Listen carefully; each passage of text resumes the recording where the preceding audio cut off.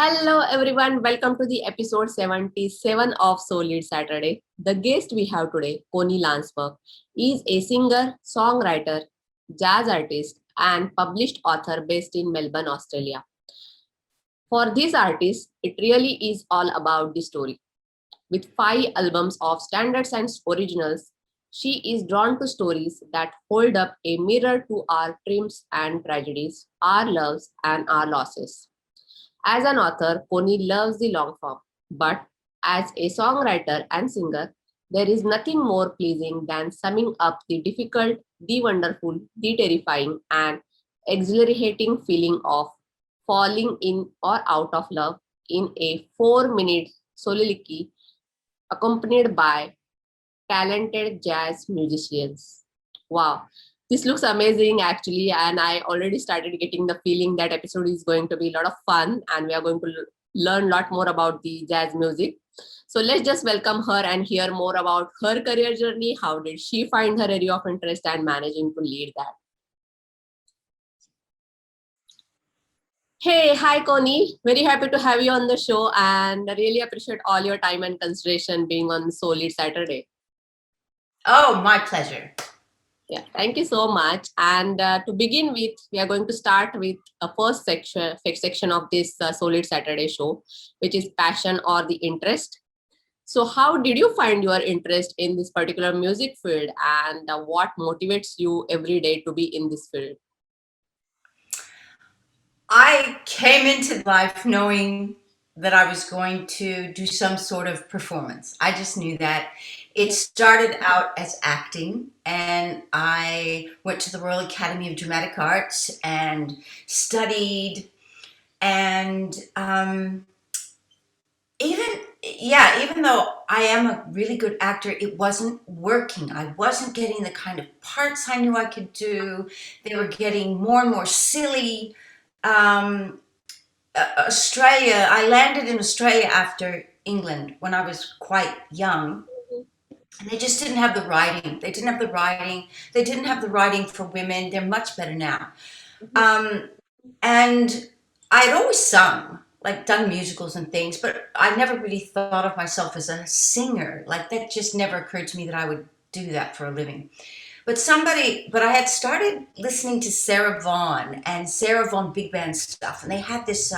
It came with backing tracks, beautiful big band backing tracks, really well done, and I started singing to those because I really enjoyed the music. And as a songwriter, I had always written songs for some reason. Even though I wasn't going to be a singer, I'd always written songs, and these songs were so beautifully crafted that I always remembered the words to them. And Mhm. so someone said, "Hey, can you come in and do this big band gig?" And I thought, "What? I don't have a great big voice. I'm not I have quite a light voice."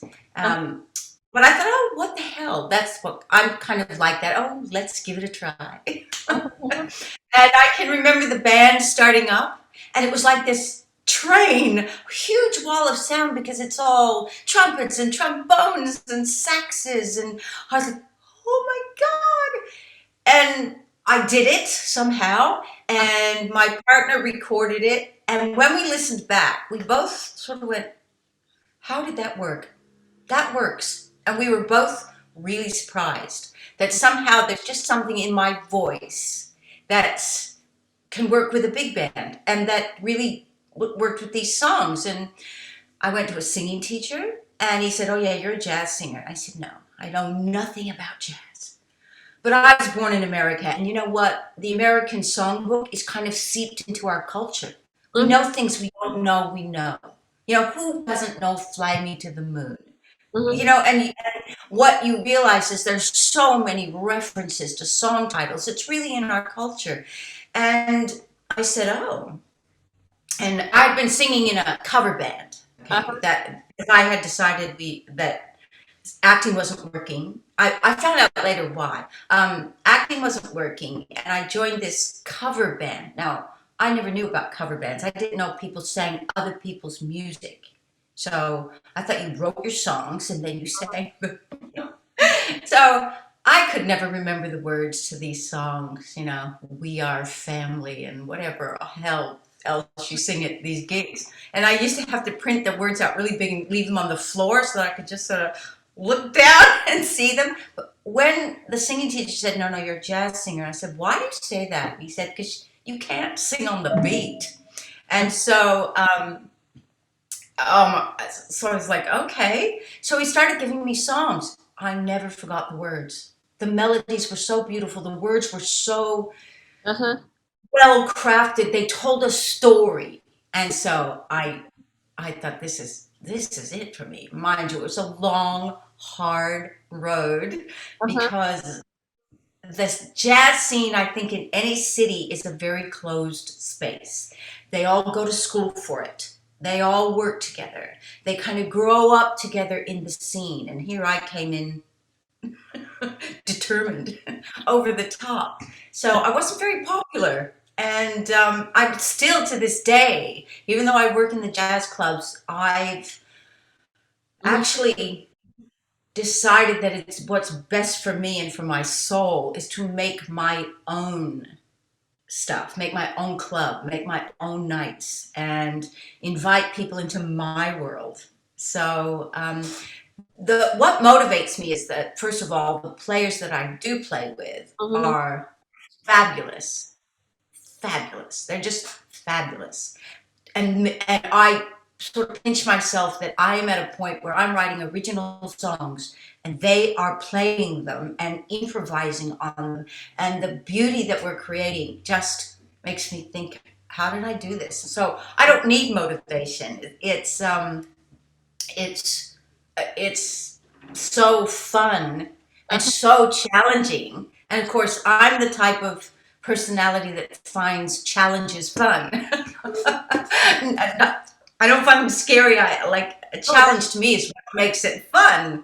uh-huh. So it's Yeah, that definitely is very fun. much like valid statement, I guess. The people who follow their area of interest or the passion is just because of, a lot of people actually enjoy challenges, day-to-day Yes. challenges in that field. And that's how they manage to lead that as well. So no doubt you are leading that area. And the way I understood your story, it is moreover happened the way you said that you were the performer, but passion found you, that kind of, interest that So found you th- to. what I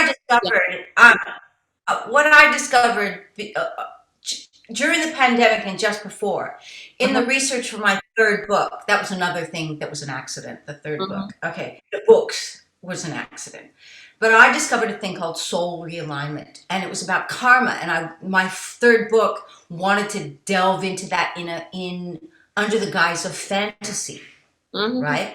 Mhm. So because it's a fantasy series, and I got hooked. I just got hooked.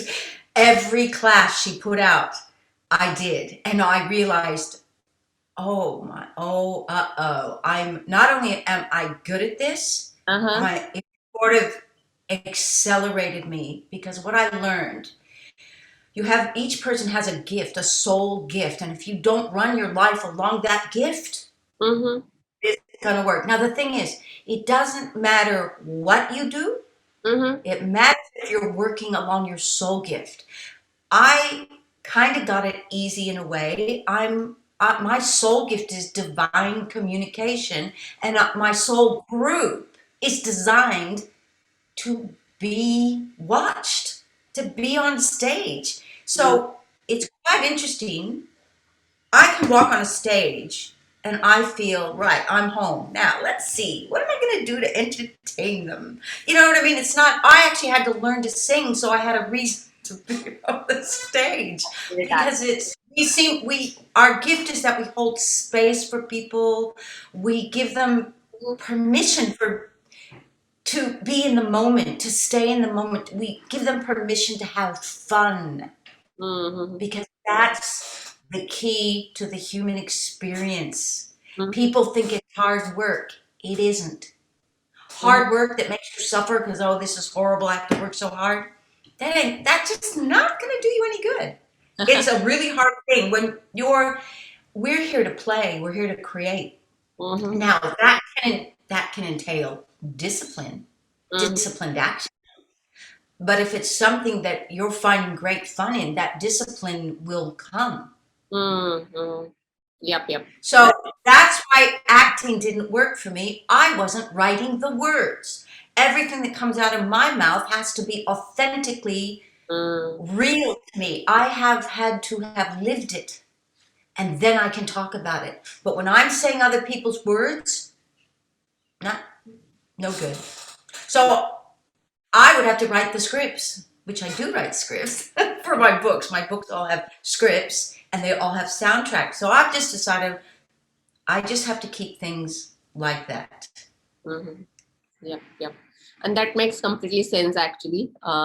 And it's good to see that you have a true belief, like, on that part that you should have the fun in the area that you are leading. So Hmm? thank you so much for sharing. Moving towards our next section is about questions from the audience. I had a good Okay. response actually, but because of the time limit, we always try to consolidate a couple of questions, or we just have a couple of segment, like defined segment to cover some of the aspects of the listeners as well. So the first question that we have is: jazz music is a mixture of instruments.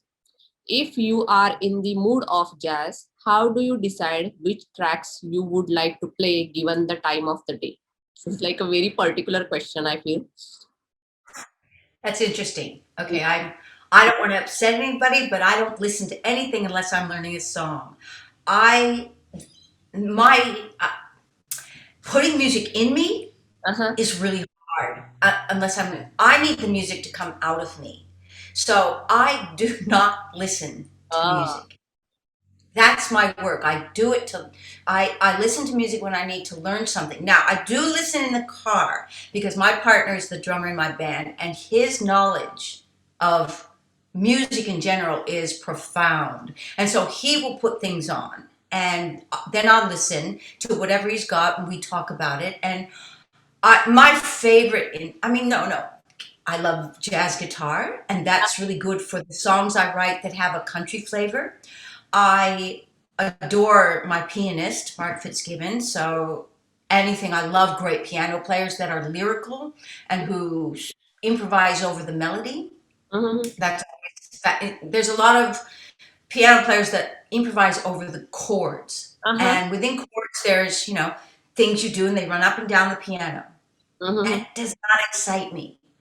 When a piano player is improvising over the melody, in Uh-huh. other words, they're writing new melodies as they go along. Mm-hmm. That's really exciting because I know the melody and then I'm hearing what they're playing and it's like, oh, isn't it fabulous? So I love trumpet.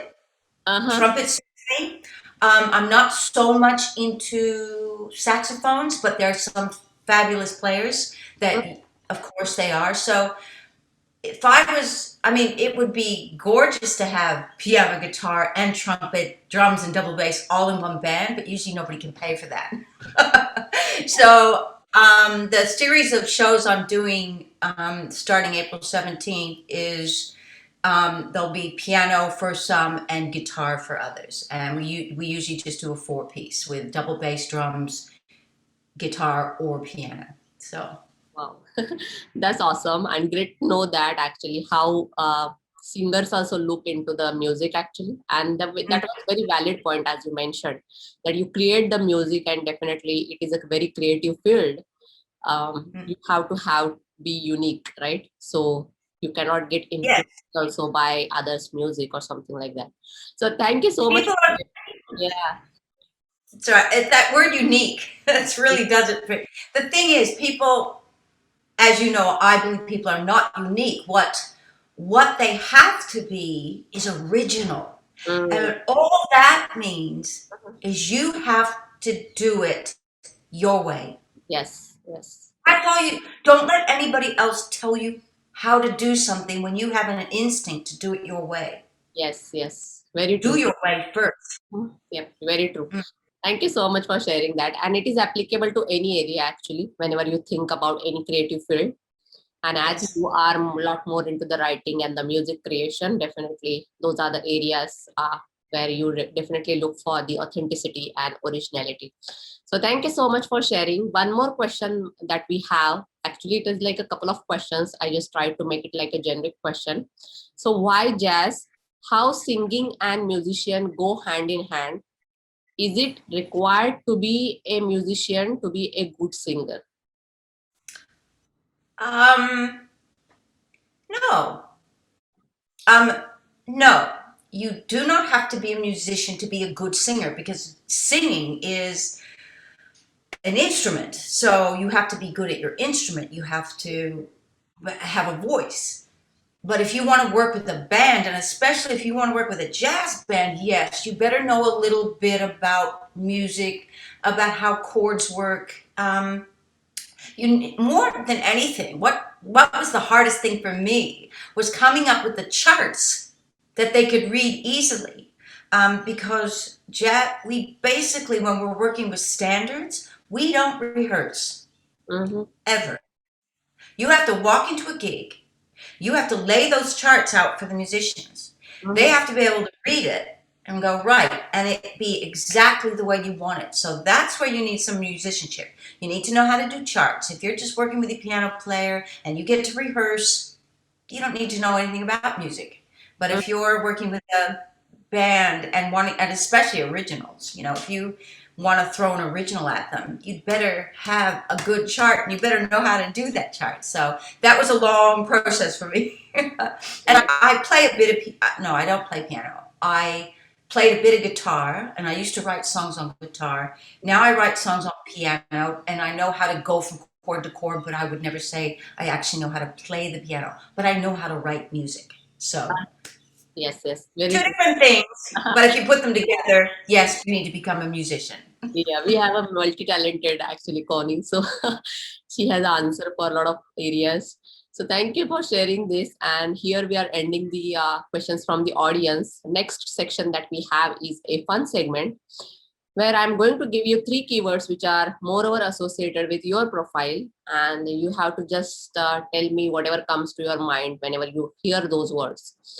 So it can be kind of a replacement keyword or it can be a short definition. So are you ready? Okay. Yeah.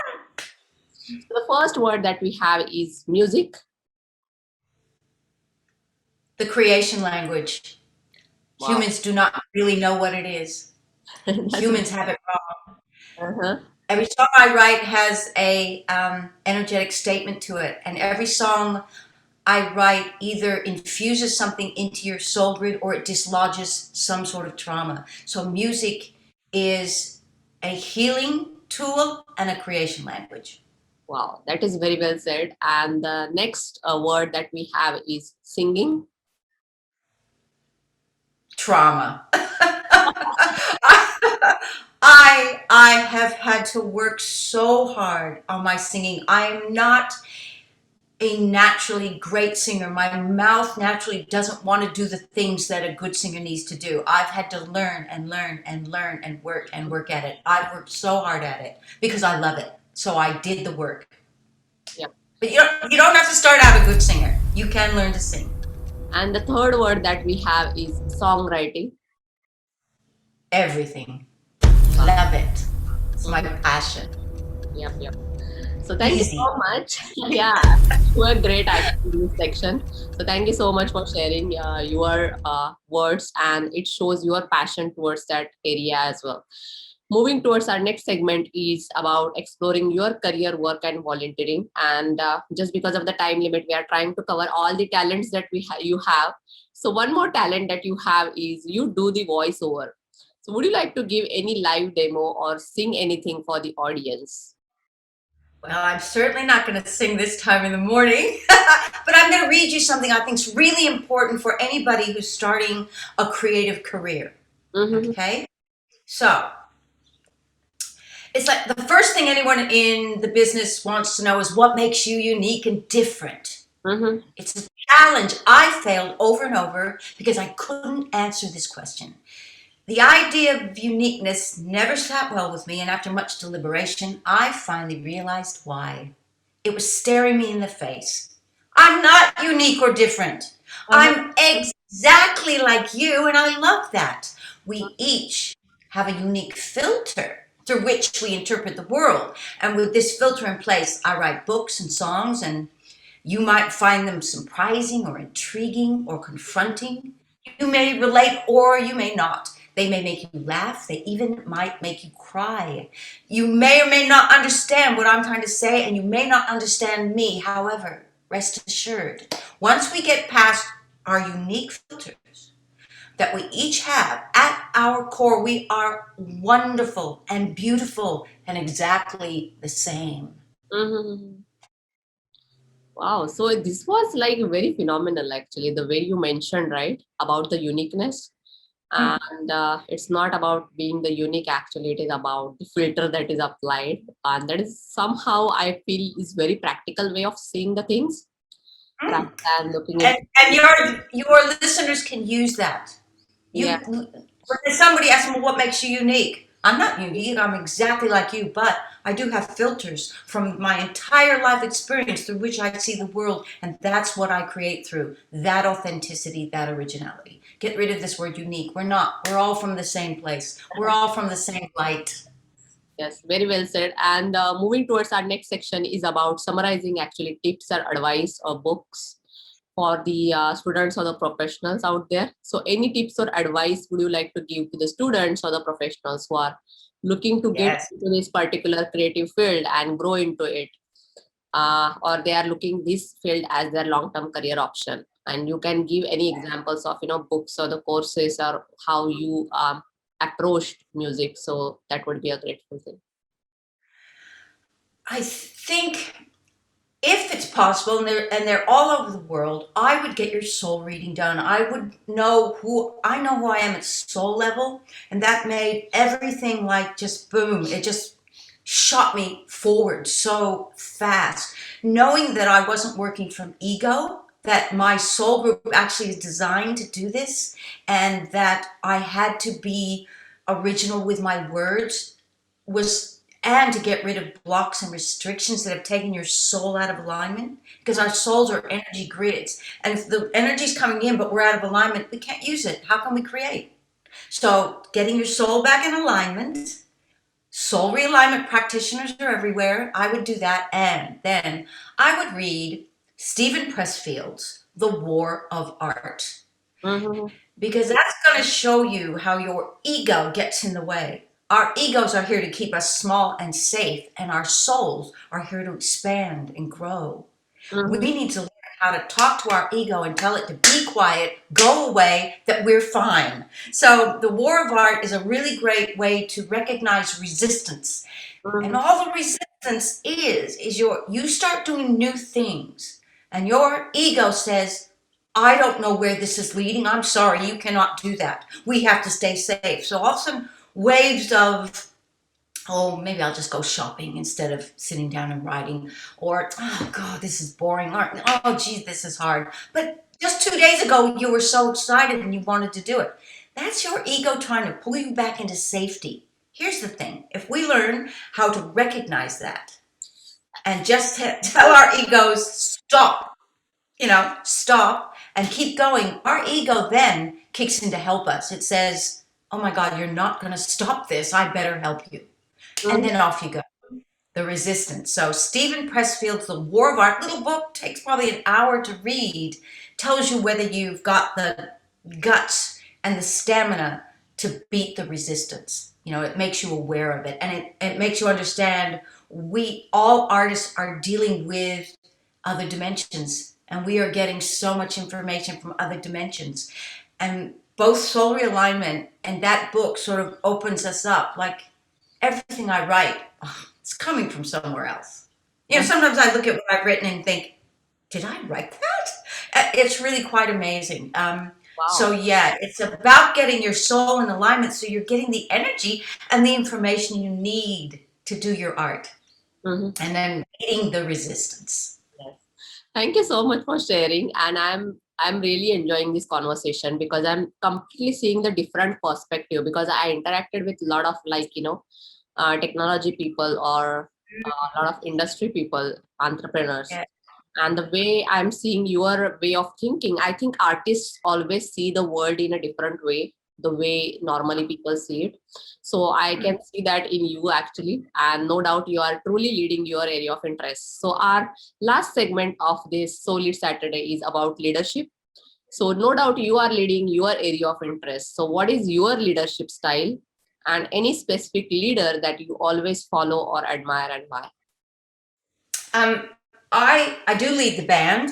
I don't Mhm. always want to, but I do. I am an entrepreneur. I'm in charge of selling whatever it is I make. Um, I first of all, I've learned how to make sure that the people I'm working with are congruent to me. I know how to do that. I know how to find that out, and I just simply the ones that aren't. It doesn't mean that it just means that they don't mesh with my soul, so they get pushed aside. And then the boys I do work with, the guys I do work with, I give I give them so much scope because the thing is, I'm working with really talented people. I don't actually want to control them. I present the bones of what we're doing, and then I say, let's go, let's see what happens. So it gives them a lot of creative freedom. That's what I'm about. I want to collaborate. I want everybody to feel they've gone into their souls and given this their all. I very rarely need to say, oh, that's not working. Very rarely. That very rarely happens. So my leadership style is give them freedom and let's see what happens because I know I'm working with the best. I need to trust the people. I need to trust them. And then if I'm working with someone who is not quite there, I'm still very kind. I often say, look, I need this from you. Mhm. Someone else may not.